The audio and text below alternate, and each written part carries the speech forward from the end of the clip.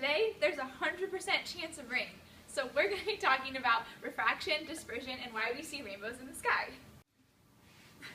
Dispersion is defined as the dependence of the index of refraction on the wavelength, and as index of refraction increases, that's because of a shorter wavelength. We also know that because of Snell's law, which is seen up here, that the angle of refraction depends on that index of refraction.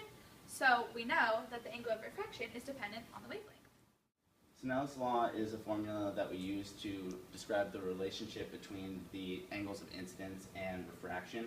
And refraction is what happens when a wave propagates and goes through a medium and it changes direction. Now we see here that light moves from a fast medium to a slow medium, and we see a bend towards the normal of the refracting angle.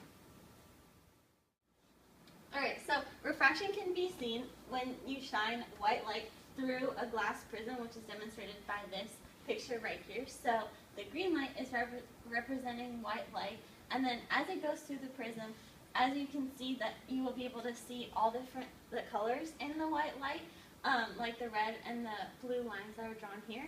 And then as it goes through the glass prism and back into the air on the other side, you will actually be able to see dispersion of all the colors, because it's going to go from a higher index of refraction to a lower index of refraction. And so it's going to bend away from the normal, which is represented by this black dotted line right here.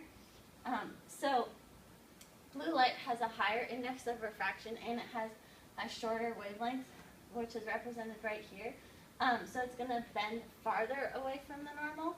And red light has a longer wavelength but a lower index of refraction, so it's going to bend still away from the normal but closer to the normal and not as much as the blue light. So then you'll be able to see the dispersion of all the colors of the rainbow.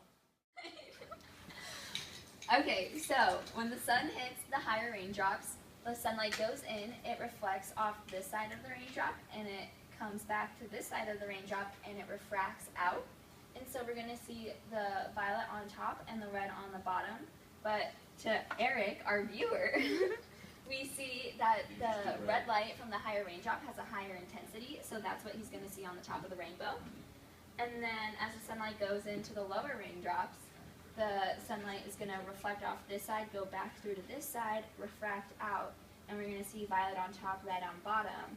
And so from the lower raindrops, we're going to see violet light has a higher intensity, and that's why we see violet on the bottom. And that's a rainbow. Oh my god, look at that.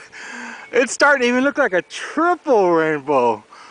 Oh my god, it's full on double rainbow all the way across the sky.